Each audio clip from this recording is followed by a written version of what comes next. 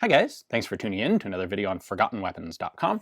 I'm Ian McCollum, and we have a very cool AK to take a look at today. This is a Type 1 AK. These were only made for a few years before the substantial problems with them led to a significant redesign of the AK. Now, if we roll back the clock here to the original development of the AK, it was in 1947 that the design was finalized and approved and supposed to start production. Production didn't actually begin until early 1948, and it began at a factory in Izhevsk. Now, that wasn't one of the major Russian arms depots or arms factories. I believe it had been involved in machine gun production, Maxim gun production during World War II, and it didn't have, in fact, the reason that it was chosen for this is it didn't have any really big name Russian arms designers based there. So most of the other big arms factories like Tula or Kovrov had kind of in-house designers, guys like Degtyarev and Fedorov. And Kalashnikov was this kind of young upstart designer, and it wasn't really all that practical for him to try and shoehorn his new operation into one of these existing factory bureaucracy hierarchies. So they instead sent him to Izhevsk, where there weren't any real big name designers, but there were a lot of very good engineers and technical specialists. And so it was kind of an ideal location to start production on a brand new weapons family, the Kalashnikov. Anyway, in early 1948, he produces the first 4 pre-production AKs, and those each go through some endurance testing. Apparently, it was like just over 13,000 rounds each because that was the totality of the ammunition they had available at the time. And the guns did really quite well. These, of course, are handmade, hand-fitted pre-production guns. And they did well enough that, of course, full-scale production began. And, well, by the end of 1949, they'd made something like 80,000 of these rifles. Things were going okay. They had a lot of guns coming out. The problem is QC was an issue, quality control. This rifle has a stamped sheet metal receiver. That was one of the original fundamental ideas of the Kalashnikov, following on several other World War II Soviet designs that did that, like the Sudaev submachine gun, the PPS-43. They wanted to continue that. It's an economical and efficient sort of production methodology. The problem was the sheet metal used on the AK is much lighter gauge and has higher requirements for accuracy and tolerance and clearance.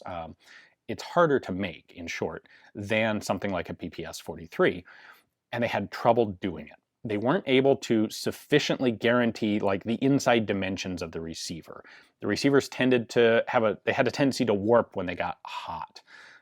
There was, in short, a very high reject rate on AK receivers, and this was a problem. The whole idea of a stamped receiver is that you can crank out a gazillion of them once you've got the tooling going. Well, if your quality control is a problem and you have a lot of them that you have to throw away, that kind of negates the whole benefit of having that stamping production in the first place. So in 1949, they actually developed an alternative new receiver for the AK. That is known by collectors and historians today as the Type 2 AK. It is basically what we would know today as the milled AK receiver. And so what they did was abandon the whole stamping idea and instead drop, forge, and machine a solid metal block for the receiver of the AK. That worked. Now, it had some downsides. It was more expensive, it was substantially heavier, but they didn't have the quality control problems that they'd had with this first version. So for a couple years, through the end of 1951, Izhevsk continued to manufacture these early stamped guns at the same time that they were making in parallel the milled receiver guns. And by 51, the milled guns were up and running and everything was working well, and they finally shut down production of the original AK-47. So these guns were only in production for 3 years, from the very beginning in 1948 through about the end of 1951. There weren't a whole lot made in the first place, and there are very few of them surviving today. Now, it looks from back there mostly like a normal AK, but there are substantial differences. There are a few substantial differences, and there are a lot of little minor differences. So let's pull this guy apart, and I will show you what the inside of a Type 1 AK receiver actually looks like. Let me begin by pointing out the magazine that is in this gun is what's called a slab side AK mag. This was the original designed for the AK magazine, 30 rounds, that never changed, but it doesn't have the reinforcing ribs stamped in it. Instead, it's made of a heavier gauge steel. So it's a quite durable mag, but it's also a really remarkably heavy magazine. You know, even the modern stamped, ribbed AK mag is a fairly heavy piece of equipment. This one is even more so. So anyway, we will set this aside. If you look at a Type 1 AK, there are really two main things that are distinctive visual elements to the gun that allow you to easily identify it. One of them is this raised section of the stamped receiver here. That looks kind of like what you see in some milled guns, but it's really not the same. The other is the shape of the pistol grip.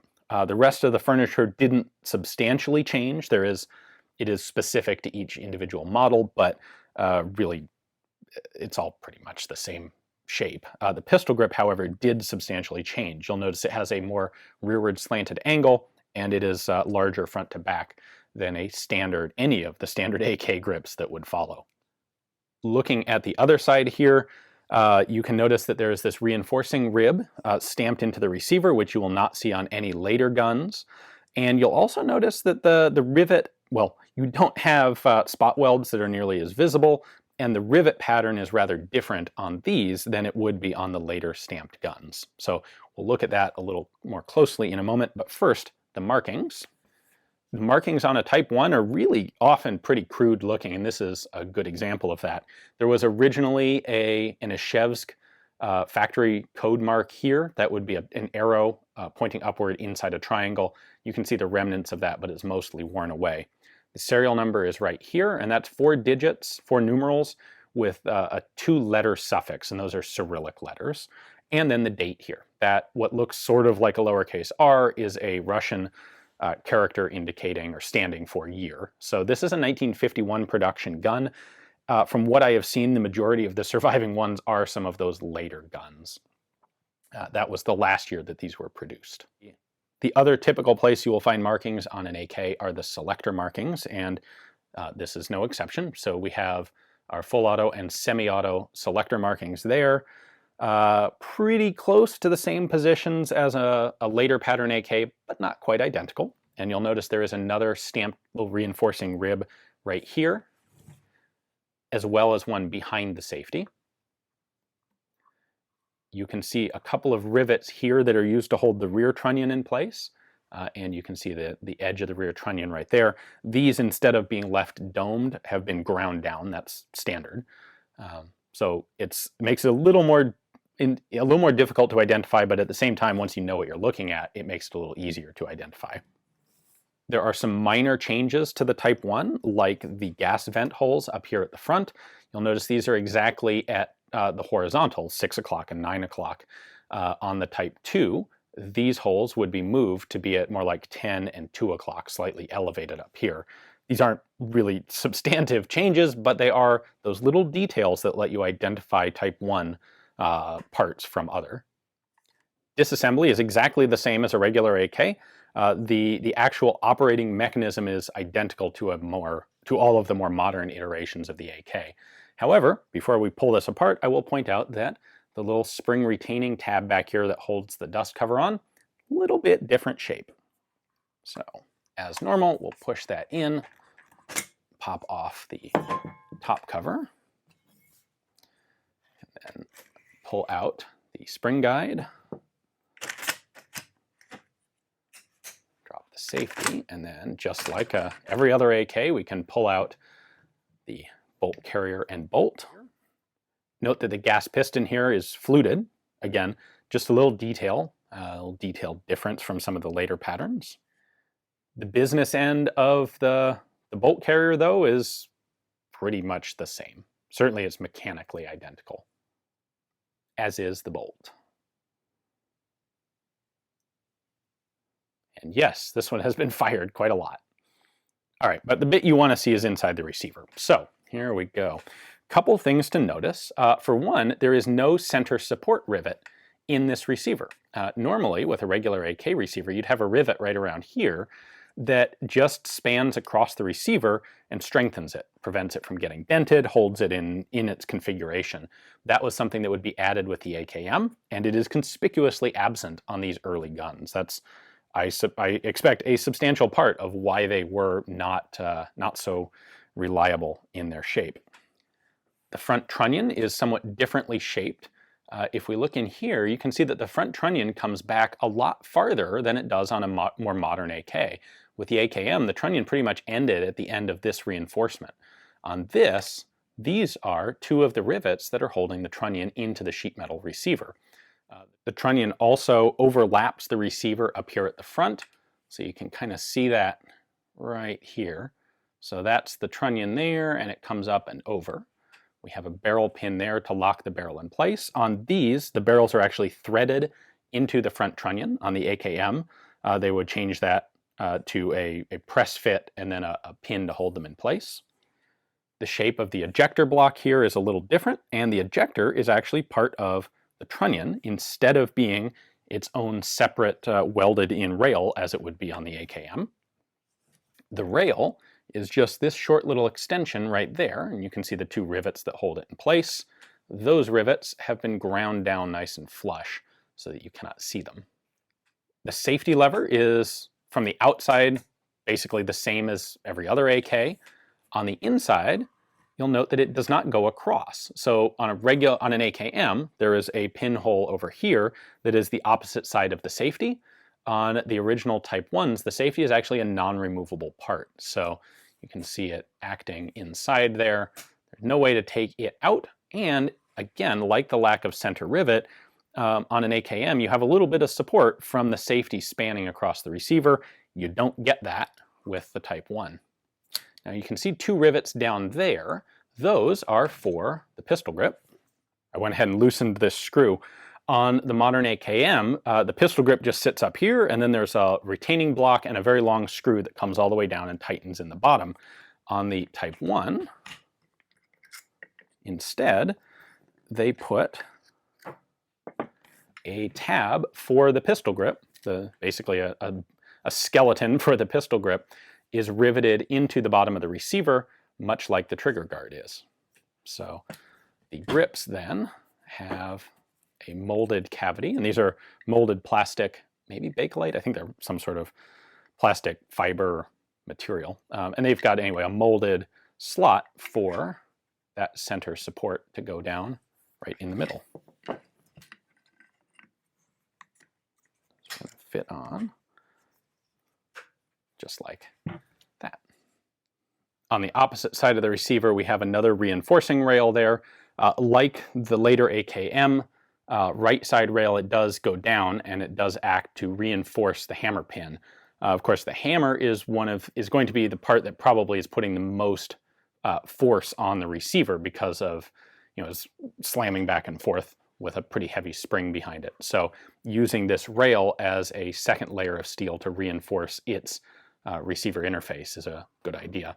That rail is also held in place by two little rivets there, which are also, well, you can't see them because they're ground flush up in there. The rear trunnion is kind of a blind socket here. On the AKM, this would be open. On this one, it is closed.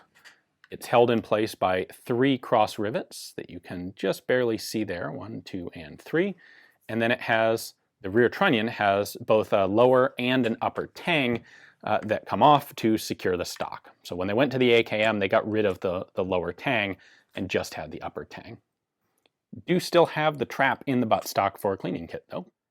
Early on, there was some theorizing that a lot of this production change had also been due to problems with the rivets or the welds connecting things like the front and rear trunnions to the sheet metal receiver. That appears to not be the case. There are some folks who have been able to examine a number of surviving Type 1s, and none of them show any sort of fatigue of that type. Instead, it really does appear to have been a quality control issue. So really the major change that eventually came, there were, by the way, two versions of the milled receiver. There was the early Type 2, and then they kind of standardized, made a few changes and standardized on what's called the Type 3 milled receiver, which is the one that we see produced a lot still, well, not still produced today, but when you look at milled receiver AKs from a variety of countries, it's pretty much always a Type 3 receiver that they're using. Then, years later, finally in 1959, they were continuing to try and work on the stamping technology. And this is the area where I think some of the German expertise that they had, guys like Schmeisser, who were interned in Russia after the war and worked for the Russian arms program. I think one of the big areas where they were able to actually help the Russian arms industry was improving, figuring out how to do this sort of more complex stamping procedure. And finally, in 1959, they got it worked out, and they reintroduced the stamped receiver AK as the AKM, or modernized. And that is the standard stamped receiver AK that you see today.